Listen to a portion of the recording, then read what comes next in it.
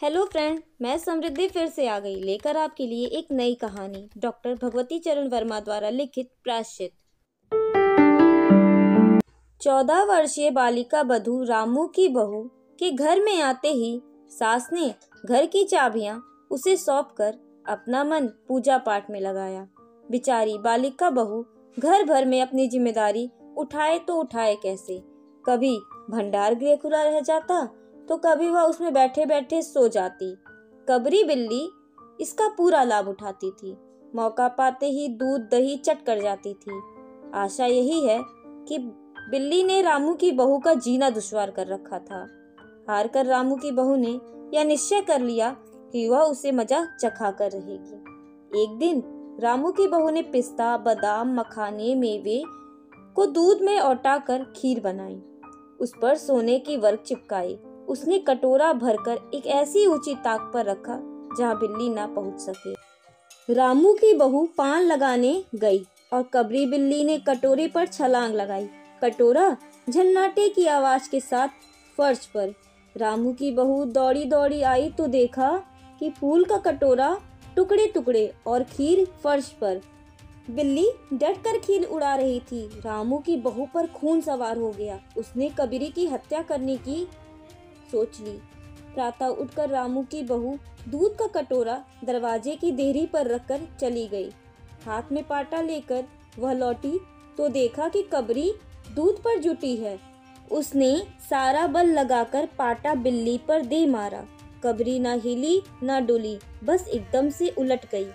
पाटे की आवाज सुनकर महरी, मिश्रानी और सास दौड़ी चली आई। महरी और मिश्रानी ने देखा कि बिल्ली एकदम से पड़ी हुई है तो वो जोर जोर से चिल्लाने लगी, हाय रे बहुरिया, ये क्या कर दिया? तुमने एक बिल्ली की हत्या कर दी।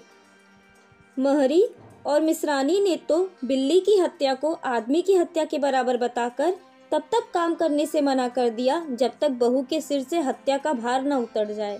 बिल्ली की हत्या की खबर बिजली की तरह पड़ोस में फैल गई।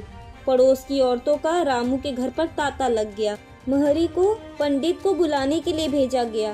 पंडित परम सुख चौबे ने खबर सुनी तो मुस्कुराते हुए पंडिताइन से बोले, आज भोजन ना बनाना, लाला घसीराम की पतोहा ने बिल्ली मार डाली है, प्रायश्चित होगा, पकवान हाथ लगेगा। पंडित पर सुखराम पहुँचे तो औरतों की पंचायत बैठी। बिल्ली की हत्या पर मिलने वाले नरक के विषय में पूछने पर पंडित जी ने हिसाब लगाकर बताया कि प्रातःकाल ब्रह्म मुहूर्त में बिल्ली की हत्या पर घोर कुंभी पाक नरक का विधान है। प्रायश्चित पूछने पर पंडित जी ने बताया कि एक सोने की बिल्ली बनवाकर बहू के हाथ से दान करवा दो। जब तक बिल्ली दान ना की जाएगी तब तक घर अपवित्र रहेगा। बिल्ली दान करने के बाद 21 दिन का पाठ हो जाएगा। बिल्ली के वजन पर प्रश्न करने पर पंडित परम सुख ने 22 तोले बताए। रामू की माँ ने तो बात 1 तोले से आरंभ की। मोल तोल में 11 तोले की बिल्ली बनवाने निश्चित हुआ।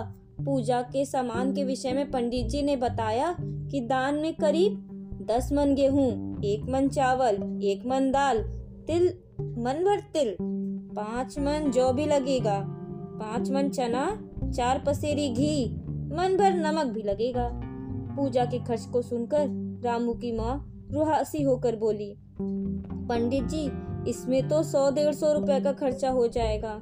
इस पर पंडित जी ने समझाया, फिर इससे कम में ना काम चलेगा। बिल्ली का हत्या इतना बड़ा पाप होता है रामू की माँ। खर्च देखते समय पहले बहू का पाप भी तो देख लो। यह तो प्रायश्चित में उससे पैसा खर्च भी करना पड़ता है। आप लोगों को ऐसे वैसे थोड़े हो। अरे 100-150 रुपए तो आप लोगों के हाथ की मैल है। किसुन की माँ, छुन्नू की दादी, मिश्राइन आदि पंचों ने पंडित जी का समर्थन किया। इस बात पर रामू की माँ ने ठंडी सांस लेते हुए कहा, अब तो जो नचाओगे नाचना ही पड़ेगा।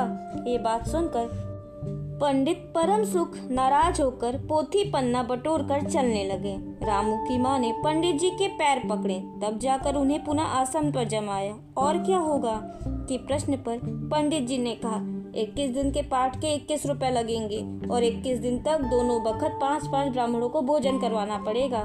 सो इसकी चिंता ना करो, मैं अकेले ही दोनों समय का भोजन कर लूंगा और अकेले भोजन करने से 5 ब्राह्मणों के भोजन का फल भी मिल जाएगा। अतः पंडित जी ने कहा, अच्छा तो फिर प्रायश्चित का प्रबंध कराओ। रामू की माँ, 11 तोला सोना निकलवाओ, मैं उसकी बिल्ली बनवा कर लाऊंगा। 2 घंटे में बनवा कर लौटूंगा, तब तक तुम पूजा का प्रबंध कर रखना।